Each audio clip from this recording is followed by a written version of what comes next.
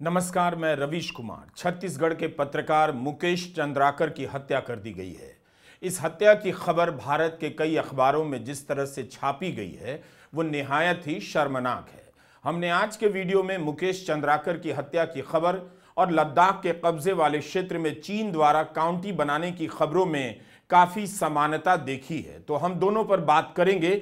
लेकिन इस वीडियो को ठीक से आखिर तक देखिएगा, पता चलेगा कि आप तक कुछ खबरें विस्तार से ना पहुंचे, इसके लिए गोदी मीडिया कितनी मेहनत करता है। तो चीन ने लद्दाख के कब्जे वाले क्षेत्र में 2 काउंटी बना दिए हैं। इसे लेकर भारत ने ऐतराज जताया है। काउंटी का मतलब तहसील या जिला कह सकते हैं। भारत ने कहा है कि लद्दाख में चीन का गैर कानूनी कब्जा बर्दाश्त नहीं किया जाएगा। बाकायदा विदेश मंत्रालय के प्रवक्ता ने प्रेस कॉन्फ्रेंस कर इसकी जानकारी दी है। इसे लेकर खबरें छपी भी हैं, लेकिन उस तरह से नहीं जिस तरह से 22 अक्टूबर 2024 को छपी थीं, जिनमें दावा किया गया था कि भारत और चीन के बीच लद्दाख सीमा पर गतिरोध समाप्त हो गया है। लेकिन आज के अखबारों में लद्दाख में कब्जा कर नई काउंटी बनाने की खबर कैसे छापी गई है और 22 अक्टूबर को कैसे छापी गई थी, जब आप दोनों को मिलाकर देखेंगे तो बंद आंखों से भी साफ साफ दिख जाएगा कि कैसे खबरें आपकी नजरों से हेरा फेरी करने लगी हैं। जागरण के राष्ट्रीय संस्करण में यह खबर पहले पन्ने पर तो है, लेकिन आप देख सकते हैं कि बीच में कहीं छपी है। प्रधानमंत्री ने शीश महल को लेकर जो आरोप लगाए हैं वो पहली खबर है। मेरे पास गाजियाबाद संस्करण आता है, इसके पहले पन्ने पर यह खबर नहीं दिखी कि चीन ने कब्जा किया है। 14 पन्नों के अखबार में आखिरी पन्ने पर छपी है लद्दाख के कब्जे वाले क्षेत्र में चीन ने बनाई 2 काउंटी। भारत ने जताया कड़ा ऐतराज। संवाददाता जयप्रकाश रंजन ने शुरुआत ही इस बात से की है कि अक्टूबर 2024 में प्रधानमंत्री मोदी और राष्ट्रपति शी जिनपिंग के बीच हुई मुलाकात में भारत व चीन के रिश्तों को पटरी पर लाने की सहमति बनी और 3 महीने भी नहीं हुए कि इस सहमति के दरकने के संकेत मिलने लगे हैं। इस खबर के बाद हमें भी लगा कि 22 अक्टूबर 2024 का पेज जागरण का देखना चाहिए कि उस समय कैसे छापा गया था। यह 22 अक्टूबर 2024 का दैनिक जागरण है। तब यह खबर दैनिक जागरण के पहले पन्ने पर पहली खबर के रूप में छापी गई। संवाददाता जयप्रकाश रंजन थे। सुर्खियों में लिखा है कि एलएसी पर भारत चीन के बीच बनी बात। खबर की पहली लाइन ऐसे शुरू होती है, भारत और चीन अप्रैल मई 2020 से पूर्वी लद्दाख स्थित वास्तविक नियंत्रण रेखा पर चल रहे आपसी सीमा विवाद को स्थायी तौर पर सुलझाने के करीब पहुंच गए हैं। तब यह खबर पहले पन्ने पर छपी थी। आज जब चीन ने फिर से कब्जा जताया है तो वो खबर उसी अखबार में आखिरी पन्ने पर छापी जाती है। क्या भारत की सीमा में कब्जा करना, वहां पर जिला बना देना इतनी मामूली खबर है कि पीछे के पन्ने पर छापी गई और पहले पन्ने पर छापी गई तब भी पहली खबर नहीं बनाई गई। आप भले एक ही अखबार पढ़ते होंगे, तब भी आप यह सब नहीं पकड़ पाएंगे कि 22 अक्टूबर को जो खबर पहले पन्ने पर पहली खबर थी, उसी क्षेत्र की खबर 4 जनवरी को पहले पन्ने की पहली खबर नहीं है। क्या यह काम केवल दैनिक जागरण ने किया है? बिल्कुल नहीं। 22 अक्टूबर 2024 का इंडियन एक्सप्रेस देखिए, यहां से वहां तक यानी पहले पन्ने पर यह खबर 6 कॉलम में छापी गई है। धक से किसी भी पाठक की आंख में यह खबर घुस जाएगी कि मोदी जी ने कमाल कर दिया। 4 साल लग गए, लेकिन लद्दाख पर जो गतिरोध चल रहा है उसे करीब करीब सुलझा दिया। लिखा है कि भारत और चीन के बीच वास्तविक नियंत्रण रेखा पर पेट्रोलिंग को लेकर सहमति बन गई है और ब्रिक्स के सम्मेलन में मोदी और शी के मिलने का मंच तैयार हो गया है। 3 महीने बाद उसी लद्दाख से चीन के 2 काउंटी बनाने की खबर आई है, तो एक्सप्रेस ने उसे कैसे छापा है? आज पहले पन्ने की पहली खबर केजरीवाल पर मोदी के हमले की खबर है, जो दैनिक जागरण में भी है। भारत ने चीन से काउंटी बनाने और अरुणाचल में डैम बनाने को लेकर आपत्ति जताई है। पहले पन्ने पर यह खबर 2 कॉलम में सिमट गई है। 22 अक्टूबर की तरह बड़ी बड़ी नहीं छापी गई है। आप एक दर्शक हैं और पाठक भी, लेकिन टीवी देखना और अखबार पढ़ना सभी को नहीं आता है। उन्हें बिल्कुल नहीं आता जो कई साल से एक ही अखबार खरीदते हैं, एक ही अखबार पढ़ते जाते हैं, कभी बदलते नहीं। जो पढ़ते भी हैं, क्या उनके लिए संभव है कि आज की खबर को 22 अक्टूबर की खबर के साथ मिलाकर पढ़ें, यह संभव नहीं है। लेकिन जैसे ही आप दोनों खबरों के कवरेज को देखते हैं, काफ़ी कुछ पता चलने लग जाता है। सबसे पहले यह जानते हैं कि जिस भी खबर से मोदी जी की छवि बनती है उसे काफ़ी बड़ा कर दिया जाता है, और जिस भी खबर से मोदी जी पर सवाल उठता है उसे पतला कर दिया जाता है। क्या सारे अखबारों ने ऐसा किया है? हमने जितने अखबार देखे हैं उसी की बात करेंगे, सारे अखबारों की बात हम नहीं कर रहे हैं। वैसे द हिंदू और हिंदुस्तान टाइम्स ने जिस तरह से 22 अक्टूबर 2024 को छापा था, उसी तरह से 4 जनवरी 2025 की खबर को भी छापा है। आप देख सकते हैं कुछ अखबारों के कई बार दो फ्रंट कवर होते हैं, तो अमर उजाला के अंदर वाले फ्रंट पेज पर यह खबर छपी है। पहले पेज पर अमर उजाला ने आम आदमी पार्टी के खिलाफ प्रधानमंत्री मोदी के आरोप को जगह दी है। भारत के किसी इलाके पर दुश्मन बस्ती बना ले, उस खबर की यह हालत आज मीडिया ने कर दी है। नवभारत टाइम्स ने तो पहले पन्ने से इस खबर को एक तरह से गायब ही कर दिया है, जबकि इसी अखबार ने 22 अक्टूबर के दिन सुलह की खबर को बड़े बड़े अक्षरों में छापा था, मगर 4 जनवरी की खबर को पहले पन्ने पर नीचे की तरफ कोने में एक डिब्बे में सरका दिया, बाकी की खबर को आखिरी पन्ने पर भेज दिया है। तो इस तरह से आप देखते हैं कि चीन ने लद्दाख के इलाके में कब्जा तो किया ही है, भारत के अखबारों और चैनलों पर भी किसी ने कब्जा कर लिया है। गोदी मीडिया के देश में कभी यह जानने का दावा आप बिल्कुल ना करें कि आपको सही सही पता है।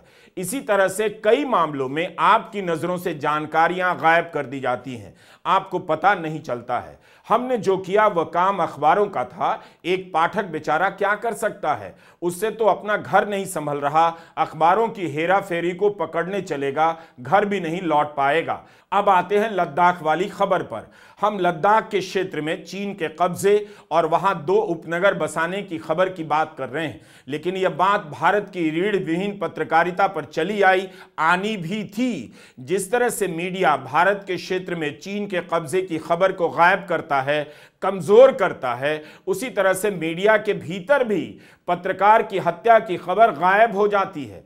बस इसी एक संबंध को आप समझ लेंगे तो आपका भला हो जाएगा। छत्तीसगढ़ के एक शानदार पत्रकार मुकेश चंद्राकर की हत्या कर दी गई है। मुकेश ने ठेकेदार सुरेश चंद्राकर के सड़क निर्माण के 120 करोड़ के प्रोजेक्ट को लेकर खबर की थी और घोटालों की तरफ इशारा किया था। मुकेश का शव सुरेश चंद्राकर के यार्ड से बरामद हुआ है। यहां उसके साथ काम करने वाले मजदूर और उपकरण रखे जाते हैं। इसी जगह पर बने पानी के टैंक से मुकेश का शव बरामद हुआ। स्थानीय मीडिया में सुरेश चंद्राकर को लेकर सवाल उठ रहे हैं, लेकिन शाम 5 बजे तक उसकी गिरफ्तारी की कोई खबर नहीं आई थी। इंडिया टुडे की रिपोर्ट के मुताबिक इस मामले में 3 आरोपी गिरफ्तार हुए हैं, जिनमें से एक मुकेश का रिश्तेदार रितेश चंद्राकर भी है। रितेश चंद्राकर उसी सुरेश चंद्राकर का भाई है जिसके खिलाफ मुकेश ने रिपोर्टिंग की थी। दैनिक भास्कर ने 1 जनवरी को सुरेश चंद्राकर पर भर पन्ने की प्रोफाइल विज्ञापन के रूप में छापी है। ठेकेदार सुरेश चंद्राकर प्रेरणा वगैरह का उपदेश दे रहा है। उसी दिन शाम से मुकेश लापता थे, लेकिन ठेकेदार सुरेश की जमीन पर बने एक सेप्टिक टैंक से मुकेश चंद्राकर का शव बरामद होता है। मुकेश की हत्या के बाद दैनिक भास्कर के राष्ट्रीय संस्करण में दूसरे फ्रंट पेज पर खबर छोटे कॉलम में छपी है। एक पत्रकार की हत्या की खबर इंडियन एक्सप्रेस के लिए भी पहले पन्ने की और पहली खबर नहीं है, जो पत्रकारिता में श्रेष्ठ योगदान के लिए रामनाथ गोयनका अवार्ड देता है। एक्सप्रेस के लिए मुकेश चंद्राकर यूट्यूबर है, पत्रकार नहीं। मुकेश को जानने वाले पत्रकारों ने लिखा है, दिल्ली से जो पत्रकार जाते थे वो भी मुकेश पर भरोसा करते थे, मुकेश उनकी खबरों में मदद किया करते थे, लेकिन मुकेश की हत्या की खबर भी उसी तरह गायब कर दी जाती है जैसे लद्दाख में भारत के हिस्से में चीन के कब्जे की खबर। क्या एक्सप्रेस के लिए यह पहले पन्ने की खबर नहीं हो सकती थी? बीजापुर में पत्रकारों ने बंद का ऐलान भी किया है, जनता ने भी साथ दिया, दुकानदारों ने भी अपनी दुकानें बंद रखी हैं। मुकेश की हत्या के बाद उनके घर से आया यह वीडियो हृदय विदारक है। उनके भाई इसमें दिखाई दे रहे हैं। युकेश भी एक पत्रकार हैं। कलेक्टर एसपी के सामने घुटने टेक कर अपने भाई के लिए न्याय की मांग कर रहे हैं। सामने मुकेश चंद्राकर का पार्थिव शरीर रखा हुआ है। इस हालत में भारत के पत्रकार काम कर रहे हैं, ना सुरक्षा का वादा है, ना न्याय की उम्मीद। जब अखबार पत्रकार की हत्या की खबर को इस तरह से हल्का कर सकते हैं तो इस भ्रम में मत रहिएगा कि वो आप जनता के हितों की लड़ाई लड़ रहे हैं। Press club of India, IWPC और एडिटर्स गिल्ड ऑफ इंडिया ने 33 साल के युवा पत्रकार मुकेश चंद्राकर की हत्या पर चिंता जताई है और जांच में तेजी की मांग की है। एक पत्रकार की हत्या की खबर अखबारों में पहले पन्ने की पहली खबर नहीं, भारत के इलाके में चीन के घुसपैठ की खबर पहले पन्ने पर पहली खबर नहीं, तो फिर खबर क्या है? बाकायदा विदेश मंत्रालय के प्रवक्ता रणधीर जायसवाल ने कहा है कि चीन ने होतान प्रांत में 2 नई काउंटी बना दी। तब भी इस खबर को किसी ने पीछे के पन्ने पर तो किसी ने पहले पन्ने पर किनारे लगा दिया। रणधीर जायसवाल का यह बयान सुनिए जो अंग्रेजी में है। There are 2 new counties that have been created, one by China, and one of those county has a significant part of Aksai Chin into it. So what will be your response on that? We have seen the announcement pertaining to the establishment of 2 new counties in Hotan Prefecture of China. Parts of jurisdiction of these so-called counties fall in India's Union Territory of Ladakh. We have never accepted the illegal Chinese occupation of Indian territory in this area. Creation of new counties will neither have a bearing on India's long-standing and consistent position regarding our sovereignty over the area, nor lend legitimacy to China's illegal and forcible occupation of the same. We have lodged a solemn protest with the Chinese side through diplomatic channels on this matter. 3 महीने पहले धूमधाम से जश्न मना था कि चीन से गतिरोध समाप्त हो गया। गनीमत है कि आज अखबारों ने कब्जा शब्द का इस्तेमाल किया है, लेकिन 22 अक्टूबर की खबरों में ज़्यादातर हिंदी के अखबार अपनी हेडलाइन में गतिरोध लिख रहे थे, जैसे पूर्वी लद्दाख से सटे वास्तविक नियंत्रण रेखा पर कोई छोटा मोटा गतिरोध पैदा हो गया हो। बाकायदा अप्रैल मई 2020 से वहाँ तनाव चल रहा है। क्या वह गतिरोध है? और जब जश्न मनाया जा रहा था तब काउंटी का अंदाज़ा किसी और को नहीं हुआ। ये 2 काउंटी अक्टूबर के बाद बनी है या उस समय बन गई थी या बनने वाली है, तो कैसे रोकी जाएगी कुछ पता नहीं। इसका जवाब हमें इन खबरों से नहीं मिलता। लेकिन एक बार आप फिर से आंखें भरकर 22 अक्टूबर 2024 के कवरेज को निहार लीजिए। किस तरह से ढोल पीटा गया कि गतिरोध समाप्त हो गया, तो चीन ने भी पुष्टि कर दी है। चीन की पुष्टि पर इतना जोर देखकर मेरे मन में एक बात आई, क्या ये भारत के दावे से ज्यादा चीन की पुष्टि पर ज्यादा भरोसा करने लगे हैं?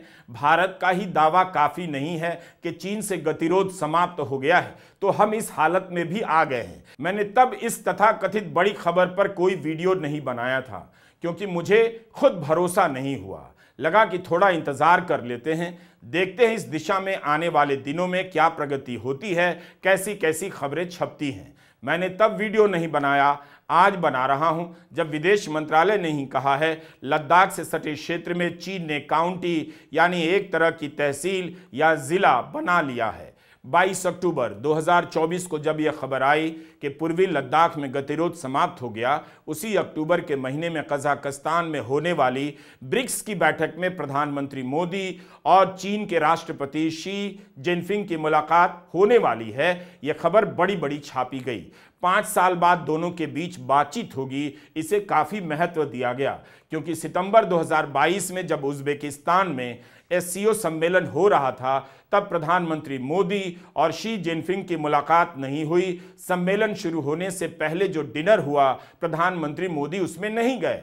अगले दिन ग्रुप फोटो के लिए समय कम बचा था, तब वे मंच पर आए। ना तो जिनपिंग से हाथ मिलाया, ना उनकी तरफ देखकर मुस्कुराए।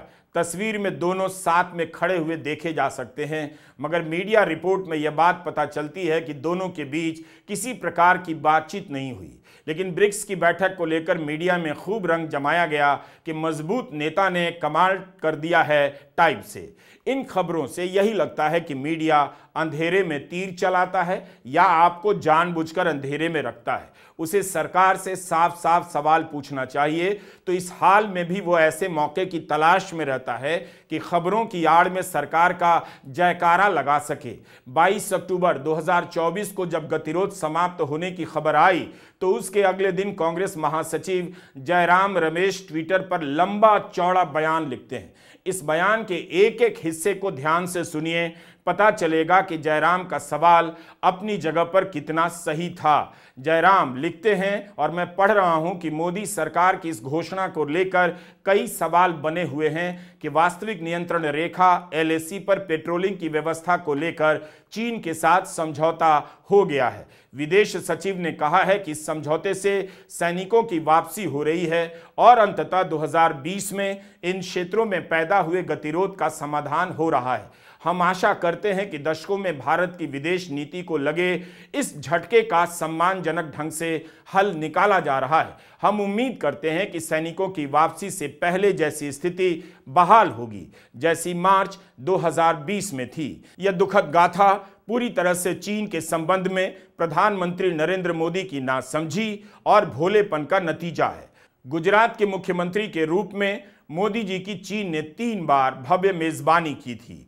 प्रधानमंत्री के रूप में उन्होंने चीन की 5 आधिकारिक यात्राएं की और चीनी राष्ट्रपति शी जिनपिंग के साथ 18 बैठकें की। इसमें उनके 64वें जन्मदिन पर साबरमती के तट पर बेहद दोस्ताने अंदाज में झूला झूलना भी शामिल है। जयराम रमेश लिखते हैं कि भारत का पक्ष 19 जून 2020 को सबसे ज्यादा कमजोर हुआ जब प्रधानमंत्री मोदी ने चीन को बेशर्मी से क्लीन चिट देते हुए कहा, ना कोई हमारी सीमा में घुस आया है, ना ही कोई घुसा हुआ है। यह बयान गलवान में हुई झड़प के 4 दिन बाद ही दिया गया था, जिसमें हमारे 20 बहादुर सैनिकों ने सर्वोच्च बलिदान दिया था। उनका यह बयान न सिर्फ हमारे शहीद सैनिकों का घोर अपमान था, बल्कि इसने चीन की आक्रामकता को भी वैध ठहरा दिया। इसके कारण ही LAC पर गतिरोध के समय समाधान में बाधा उत्पन्न हुई। पूरे संकट पर मोदी सरकार के दृष्टिकोण को DDLJ के रूप में वर्णित किया जा सकता है। डिनाई, डिस्ट्रैक्ट, लाई, जस्टिफाई, यानी इनकार करो, ध्यान भटकाओ, झूठ बोलो, न्यायोचित ठहराओ। इसे जयराम ने DDLJ कहा है। इस बीच संसद को सीमा की चुनौतियों से निपटने के लिए हमारे सामूहिक संकल्प को प्रतिबिंबित करने के लिए बहस और चर्चा करने का कोई अवसर नहीं दिया गया। पिछली सरकारों में इस तरह के गंभीर मुद्दों पर चर्चा और बहस की परंपरा रही है। जयराम रमेश ने जब अक्टूबर 2024 के इस कथित समझौते को लेकर सवाल उठाया होगा, तब आपको भी लगा होगा कि विपक्ष रंग में भंग का काम करता है, नकारात्मक हो गया है। उसका तो काम ही है आलोचना करना। लेकिन 3 महीने बाद जब आप जयराम रमेश के बयान को देखते हैं तो यही लगता है कि विपक्ष ने सही सवाल उठाया। जब गतिरोध समाप्त हो गया था तो चीन ने काउंटी कहां से बना ली, ब्रह्मपुत्र नदी पर अपने हिस्से में बांध कैसे बना लिए और भारत को क्यों नहीं जानकारी दी। जयराम रमेश ने पूछा था, आप चीन के साथ समझौता कर रहे हैं तो भारत की जनता को विश्वास में लेना चाहिए, उसे सारी बातें बतानी चाहिए। हुआ यह कि 22 अक्टूबर 2024 को खबरें तो धूमधाम से छप गईं। उसके बाद कभी यहाँ से तो कभी वहाँ से ऐसी ऐसी खबरें आने लगी जिससे 22 अक्टूबर की खबर पर संदेह होने लगा कि वो खबर दरअसल क्या थी। लद्दाख से जुड़ी कब्जे की नई खबर के बाद 22 अक्टूबर की घोषणा का क्या औचित्य रह जाता है, यह भी तो एक सवाल बनता है। जयराम ने तब कई सवाल पूछे थे। क्या भारतीय सैनिक डेप्सांग में हमारे दावे वाली लाइन से लेकर बॉटलनेक जंक्शन से आगे के 5 पेट्रोलिंग पॉइंट्स तक पेट्रोलिंग करने में सक्षम होंगे जैसा कि वे पहले करने में सक्षम थे? क्या हमारे सैनिक डेमचोक में उन 3 पेट्रोलिंग पॉइंट्स तक जा पाएंगे जो 4 साल से अधिक समय से हमारे दायरे से बाहर हैं? क्या हमारे सैनिक पैंगोंग त्सो में फिंगर 3 तक ही सीमित रहेंगे जबकि पहले वे फिंगर 8 तक जा सकते थे? क्या हमारी पेट्रोलिंग टीम को गोगरा हॉट स्प्रिंग क्षेत्र में उन 3 पेट्रोलिंग पॉइंट्स तक जाने की छूट है जहां वे पहले जा सकते थे? क्या भारतीय चरवाहों को एक बार फिर चुशुल में Helmet Top, Mukpare, Rezangla, Rinchenla, Table Top और गरुंग हिल में पारंपरिक चारागाहों तक जाने का अधिकार दिया जाएगा? क्या वे बफर जोन जो हमारी सरकार ने चीनियों को सौंप दिए थे, जिसमें रेजांग ला में युद्ध नायक और मरणोपरांत परमवीर चक्र विजेता मेजर शैतान सिंह का स्मारक स्थल भी शामिल था, अब अतीत की बात हो गए हैं। आज तक इन सभी सवालों के जवाब नहीं दिए गए। क्यों नहीं दिए गए? अब विदेश मंत्रालय के प्रवक्ता कह रहे हैं भारत बर्दाश्त नहीं करेगा। चीन ने कब्जे वाले इलाके में नया जिला बना लिया है, उसका कुछ हिस्सा भारत का भी है। तो क्या करेंगे आप? कैसे बर्दाश्त नहीं करेंगे? 2020 से यह मामला चल रहा है, बर्दाश्त नहीं करेंगे। कभी सुलह करेंगे, कभी गतिरोध समाप्त हो जाता है, कभी कब्जा हो जाता है। इससे तो कुछ पता नहीं चल रहा कि असल में वहां क्या हो रहा है। ऐसा नहीं कि वहां से खबरें आनी बंद हो गई थीं। लद्दाख के पेंगोंग लेक पर शिवाजी महाराज की मूर्ति का अनावरण हुआ। 28 दिसंबर की खबर है। महाराष्ट्र में शिवाजी की मूर्ति हवा के झोंकों से गिर गई, तब मूर्ति के निर्माण में भ्रष्टाचार के आरोप लगे। उस घटना के बाद लद्दाख में शिवाजी की मूर्ति लगा दी गई और खुशी जाहिर की गई कि 14,300 फीट पर एलएसी के पास मूर्ति लगा दी गई है। लेकिन क्या तब भारत की सेना को, भारत के विदेश मंत्रालय को यह नहीं पता चल रहा था कि चीन लद्दाख के कब्जे वाले क्षेत्र में जिला बना रहा है? अरुणाचल प्रदेश में ब्रह्मपुत्र नदी पर दुनिया का सबसे ऊंचा डैम बना रहा है। भारत सरकार को खबरों से पता चला कि चीन ब्रह्मपुत्र नदी पर दुनिया का सबसे बड़ा डैम बनाने वाला है। इंडियन एक्सप्रेस ने ऐसा ही लिखा है। मूल खबरों को छोड़कर मूर्ति लगाने की खबर को बड़ा कर दिया जाता है। लेकिन उसी समय जब पेंगोंग लेक पर शिवाजी की मूर्ति लगाने की खबर आई थी, तभी पत्रकार सुशांत सिंह ने लिखा था, इससे ना तो लद्दाख में चीनी सेना को रोकने में कोई मदद मिलती है और ना ही ऐसा करके हम किसी प्रकार से 2020 के टकराव से पहले की स्थिति की ओर कोई कदम बढ़ा रहे हैं। सुशांत सिंह की बात ही सही निकलती जा रही है। उन्हें दिख रहा था कि मूर्ति लगाने से वहां की समस्या का हल नहीं निकल सकता। आखिर कोई तो जवाब दे कि चीन ने यह सब क्यों किया, फिर हमारे रिश्ते कैसे सुधर रहे हैं। 4 में से 1 में कुछ प्रगति हो जाए, वो भी 4 साल बाद, क्या उस पर जश्न मनाया जाएगा? 22 अक्टूबर की खबर को लेकर कई लोग संदेह जता रहे थे। पब्लिक में कोई डिटेल नहीं था, अखबारों में छपी और खबरें गायब हो गईं, लेकिन विश्लेषण लंबे समय तक चलते रहे। पूर्व सेना प्रमुख जनरल दीपक कपूर ने दिसंबर 2024 में लिखा था कि चीन ने अपना स्टैंड इसलिए नहीं बदला है कि वो कमजोर हो गया है। चीन को ग्लोबल साउथ के बाजारों की जरूरत है और भारत अमेरिका के करीब चला गया है, इसलिए उसने अपनी रणनीति बदली है। लेकिन याद रखना चाहिए कि चीन बार बार अपने वादे से मुकर जाता है। पूर्व सेना प्रमुख दीपक कपूर की बात सही साबित हुई। भारत के सुरक्षा सलाहकार और चीनी विदेश मंत्री के बीच जो भी बातचीत हुई है, उससे सिर्फ कुछ सतही मुद्दों पर सहमति बन पाई। मूल मुद्दों को छुआ तक नहीं गया। मूल मुद्दा यही है कि चीन सीमा पर मौका देखकर फायदा उठाता है, पुराने समझौतों का उल्लंघन करता है। चीन ने सिर्फ उन्हीं इलाकों से पीछे हटने की बात की है जहां भारत की सेना मजबूत हुई है। अपने लेख में जनरल कपूर ने चेताया था कि चीन को लेकर सजग रहने की जरूरत है। उसी समय अमेरिकी मीडिया में रिपोर्ट हो रहा था कि चीन ने एलएसी पर तैनाती कम नहीं की। क्या आज की खबर के बाद जनरल कपूर के उठाए सवाल सही साबित नहीं हो जाते? क्या मूर्ति बना देने से चीन लद्दाख से घुसपैठ खत्म कर देगा? सुरक्षा मामलों के विश्लेषकों की बातों को क्या गंभीरता से लिया जा रहा है? 3 दिसंबर 2024 को एस जयशंकर ने संसद में एक बयान दिया। उनके बयान में यह बताने की कोशिश की गई कि भारत और चीन के बीच एलएसी को लेकर आम सहमति बन रही है। टकराव से पहले की स्थिति बहाल करने को लेकर सहमति बन गई है। उस बयान के बारे में मीडिया में रिपोर्ट हुआ था कि चीन और भारत के बीच रिश्ते सुधर रहे हैं। आज की खबर को देखकर उस बयान पर क्या संदेह किया जाना चाहिए? उनके उस बयान का पत्रकार सुशांत सिंह ने उसी समय विश्लेषण किया था। एक एक लाइन पर नोट डालते हुए सुशांत सिंह ने सवाल उठाए, क्या 21 अक्टूबर की सहमति के बारे में चीन और भारत एक ही शब्द इस्तेमाल करते हैं? कितनी बड़ी बात है, एक ही शब्द इस्तेमाल करते हैं।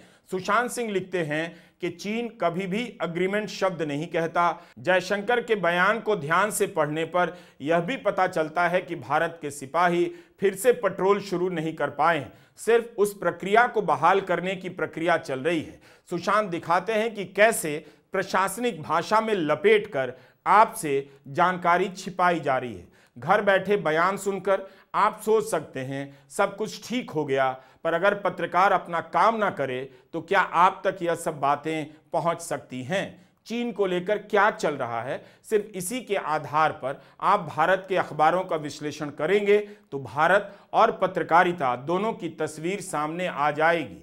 हम आपको फिर से याद दिलाना चाहते हैं, फरवरी 2023 में विदेश मंत्री एस जयशंकर ने ANI के पॉडकास्ट में चीन के बारे में कहा था, मैं एक छोटी अर्थव्यवस्था होने के नाते क्या करूं, एक बड़ी अर्थव्यवस्था से जाकर लड़ाई मोल ले लूं?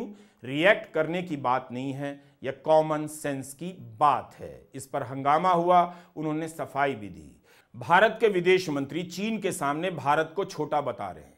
अगर यही बात राहुल गांधी ने कही होती तो मीडिया आज तक उनके इस बयान को दोहराता कि भारत का अपमान किया, चीन के सामने भारत को कमजोर बताकर चीन की मदद कर दी, लेकिन उस बयान की चर्चा अब नहीं होती। आज भारत चीन से जमकर आयात कर रहा है।